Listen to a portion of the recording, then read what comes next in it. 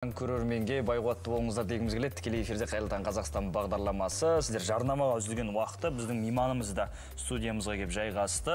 Бүгін бізде қонақта педиатр Қуатбек Малика. Қош келдіңіз. Қош келдіңіз, Қайырлы таң. Сәлеметсіз. Көргенімізге өте қуаныштымыз.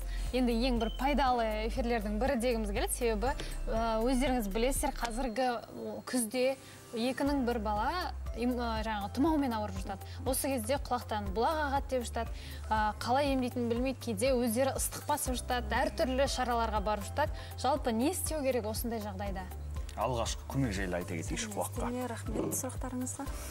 Қазір жедел респираторлық вирустық инфекцияның салдарынан әсіресе балаларда, ересектерге қарағанда жиі асқынулар болып жатады. Себебі оларда анатомиялық құрылысының ерекшелігіне байланысты есту түтігінің қысқа және кең болуына байланысты болып келеді. Яғни жедел респираторлық инфекциялар кезінде шырыштық қабаттардың, яғни мұрын жұтқыншақтың, есту түтігінің қабыну салдарынан сол жерде ісіну және қабыну процесі басталады. Және эстахет түтігінің сол жердегі ісінуінен есту түтіктерінің жолдары бітелетті.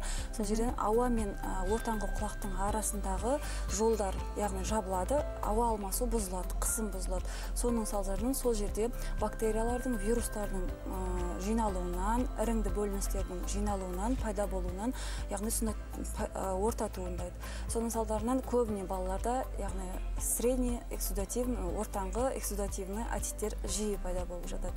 Яғни ол жерде ең бірінші клиникалық көрініс құлақтың бірден, яғни кенеттен ауру сезімі, дене қызуының көтерілуі, яғни 38-39 градусқа дейін, және жалпы әлсіздік, мазасыздық балаларда болып жатады. Ондай жағдайда бірден дәрігер маманына, яғни учаскелік дәрігерге және лор маманына көрінген абзал. Үй жағдайында мамалар кейде сұрап жатады, құлақтың ауру сезімін, яғни отит бар ма, жоқ па, білу, қалай білсек болады. Яғни құлақ бүртігі дейді, ол барлық адамдарда бар, яғни кадилок дейді орысша. Соны басқан сәтте балаларда бірден кенеттен ауру сезім пайда болады. Если ауру сезім болған жағдайда лор дәрігеріне қаралу қажет. Бұл жерде алғашқы көмек, яғни үй жағдайында міндетті түрде тамырды тарылтатын мұрынға тамшылар тамызамыз. Мұрынға? Құлақ ауырса? Құлақты басып көреміз ол жаңағы? Иә, басып көреміз. Ауру сезімі бар. Көбіне балаларда жедел респираторлық вирустық инфекция кезінде мұрынның бітелуі салдарынан, яғни слизисті шырыштық қабаттарының ісінуі салдарынан, қабыну салдарынан, құлақ пен мұрынның, яғни жолдары қабынады. Сол кезде, если тамыр тарылтатын дәрілерді тамызсақ мұрынға, ол жердегі қабыну, ісіну процесін басамыз. Баса отырып, қысымды қалпына келтіреміз және ісінуді басамыз.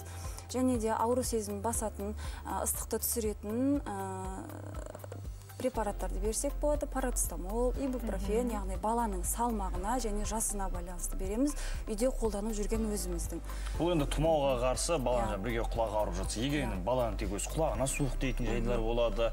Қазіргі таңда өз бас киімсіз көп жүгіріп шығады, терлеп отырып, құлағы ауырады. Үйге келеді, ата-аналар оның құлағын тазалап жатады, ыстық басып жатады. Бұл дұрыс па? Ыстық басу мүлдем дұрыс емес. Себебі біз білмейміз, ол жерде қандай отит болып жатқан, средний, ортаңғы отит, ішкі отиттер болады, сыртқы отиттер болып жатады.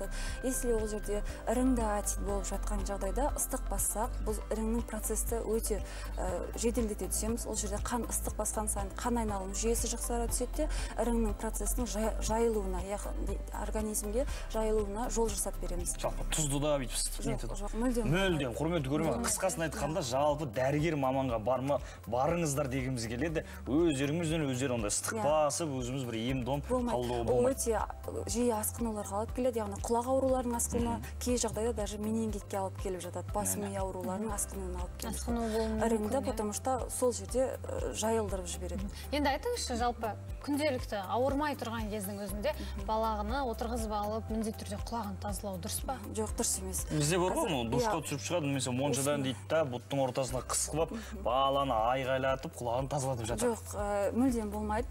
Құлақты тазалайтын таяқшалар негізі ол сыртынан инструкциясын, яғни оқысаңыздар, құлақтың кіре берісін ғана тазалауға арналған таяқшалар деп жазылып тұр. Бізде мамалар тазалайды да, ішіндегі бөліндіні ары қарай итереді, жинайды, сөйтеді құлақта ауру сезім пайда болады, серная пробка жиналады, сөйтіп лорға қаралып жатады. Ол өте дұрыс емес жағдай.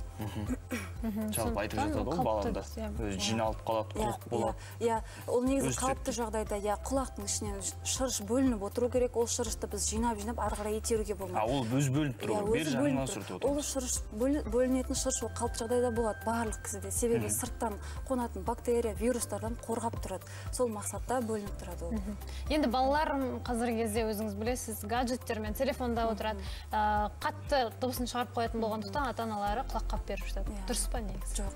Қанша мөлшерде беруге болады? Қазір қоғамдық көліктерде өте көп көреміз. Ересектер, мектеп жасындағы балалар, даже кішкентай балалар құлаққапты беріп жатады. Құлаққап дәрігер маман ретінде мен кеңес бермеймін. Себебі адамдар құлаққапты пайдалана отырып, бірте-бірте есту қабілетінің төмендеуіне, яғни кереңдікке алып келеді.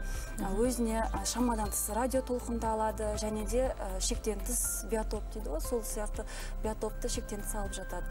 Құлаққапты ұзақ уақытта қолданғанда, например, 2-3 сағаттың көлемінде қолданған жағдайда бас миының қан тамырларының қысымын жоғарылатады. Қысым жоғарылағаннан кейін оттегі жеткіліксіздік салдарынан бас ауруы, мигрен сияқты аурулар жиі. Ал бір сағаттай шамалы қатты өлең, ондай бір ән тыңдамай бола ма? Өлең қатты тыңдағыңыз келіп жатса, тыңдамай. Радио толқын бар, телевизор бар, солай. Сұрап отқан, бізде режиссермен байланысты құлағымызда бар ғой, соған уайымдап отқан өзінде. Ондай бола береді ғой? Болады, иә. Енді құрметті көрермен, біздің сұхбатымыз қызықты болып жатыр. Біз бұл сұхбатты құрметті көрермен жалғастырамыз. Міндетті түрде арнадан ауыспаңыздар. Дәл қазір енді балаларда тұмаудан кейін осы емдеп алғаннан кейін өзі түрлі балалардың өзі жасына қарай дами бастайды. Баланың өсуі, ойлауы әр жаста әртүрлі әр болады. Денсаулығы бір бөлек, иә, бала тәрбиесі бұл екінші тақырып деп айтсақ та болады, және де қашан да өзекті. Енді балам қалай білімді болады, қалай пайдалы дүниелермен ғана айналысады, бұған қалай бейімдейміз деп жүрген жандар біздің әріптесіміз балабақшаға барып бейне материал дайындап келген болатын. Пайдаңызға асады деген ойдамыз. Жаңа айтып жатыр ғой эфирде, денсаулық жолағы дейді, балабақшаларда қазір бар. Балалар содан жүгіріп өту керек, яғни денсаулығына пайдалы оң әсерін тигізеді дейді. Қаншалықты пайдалы шынымен де? Өте пайдалы. Бұрынғы кезде біз ауылдық жерде жалаң аяқ жүгіртетін едік. Денсаулық жақсарту үшін қазіргі кезде жасанды жолмен істейді. Себебі табанның астында өте көп иммунитет жатады. Соны нығайту үшін қолданып жатады. Қозғалысқа түсіру керек дейсіз. Енді біз көрерменнен тағы бір сұрақ келіпті. 3188 нөмірінен қайырлы таң. 3 жасар немерем суды көп ішеді. Бұл бала денсаулығына зиян емес пе, және суды қандай мөлшерде ішкізу керек дейді? Негізі бірінші есептеу керек, қанша мөлшерде ішіп жатқан, және де дәрігер, учаскелік дәрігеріне барып, жалпы қан анализін және сахарға, яғни глюкозаға тексеру артық етпейді.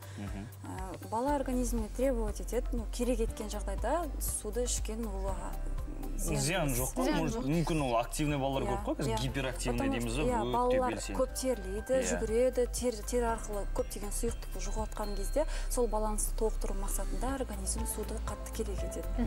Енді сонымен Малика ханым, сонда егер де баланың құлағы ауырса, міндетті түрде өзіміз емдемейміз, маманға баруымыз қажет, қаратуымыз керек. Осындай дүниелерді бұл алғашқы көмек деп айтсақ болады. Міндетті түрде өздігімізден үлкендерге, мысалы, мен тамыздым, осы тамшыларды балама да тамыза салайын деген өте болмайды. Өзімізде дәрігер болмайды. Иә, болмайды.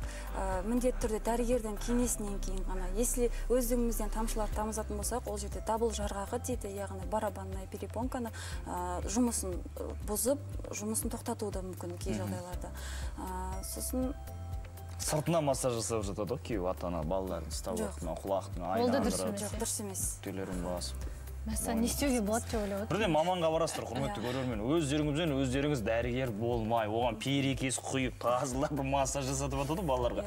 Құлақ ауырды ма, маманға барасыздар, басынан бастап себепті іздейсіздер. Алдын алу шаралары бұл жерде жаңағы баланың отыратын, сабақ оқитын, ұйықтайтын бөлменің ауа температурасын қалыпты жағдайда ұстау керек, яғни салқындығы 18-22 градуста, ылғалдылығы 47-65 градустың арасында сақтасаңыздар, ауа кеппейді, құрғамайды деген сияқты. Если сол баланс сақтап отырсаңыздар, ешқандай асқынулар болмайды. Енді қазіргі таңда ойырғы деп тұрған, күз кезінде болған көп балалар тұмау тиіп, суық тигізіп жатады. Осы кезде бір кеңес айта кетіңізші, баланың иммунитетін көбейту үшін не жеу керек, спортпен айналысу керек, кішкентай балаларға. Бірінші салауатты өмір салты, әрине, дұрыс тамақтану, спортпен шұғылдану деген сияқты. Комплексный витамин терапияны қабылданса болады. Это витамин Д, витамин көрсеткішке витамин комплекстерді қабылдайды. Және тағы да бір айта кететін жайт, жаңадан туылған аналарға қазір үй жағдайында бізде аспиратор деген аппарат бар, мұрын тыныс жолдарын тазалайтын. Сонымен тазалап жатады, өте жоғары қысыммен тазалайды да, баланың сразу қысыммен сілекейді, слизді тартқан жағдайда құлаққа сразу осложнение береді, сол сәт аңғару керек. Одан кейін балаға 3 жас, уже 2 жастан бастап сіңгіруді үйренген балаларға тоже 2 мұрын тыныс жолын жаптырып тұрып, сіңгір деп жатады, ол өте дұрыс емес. Потому что бірінші тыныс жолын ғана жауып, еңкейді балға қарай, сол кезде ғана сіңгірді тазалау керек. Құлаққа кері әсерін беріп жатады. Қысымды көтересіздер, соның әсерінен құлаққа жиі асқынулар болып жатады. Жаңа тіс шығып жатқанда да баланы тұмау деп ойлайды, көбісі осы мұрындарын тазалап сорып жатады ғой. Екі қабыны шатастырады. Профилактикалық мақсат ретінде садикке баратын балаларды таңертең, кешке мұрын тыныс жолдарын гигиенасын сақтап отыру керек. Бала яғни мұрын тыныс жолдарымен еркін тыныс алу керек. Керемет, Малика ханым, барлық ақпараттарыңыз пайдалы болды деген ойдамыз. Барлық көрермен әлі де хат жазып жатыр, бірақ дегенмен 1-2 сұраққа жауап беріп те үлгердік. Алғыс білдіреміз келгеніңізге. Еңбегіңіз жемісті болсын, тек сәттілік. Тағы да біздің студияда сізді күтеміз. Енді құрметті көрермен, бізде дәл қазір жарнама, айтар жаңалықтар бар. Кейін хабарымызды жалғастырамыз. Арнадан ауыспаңыздар.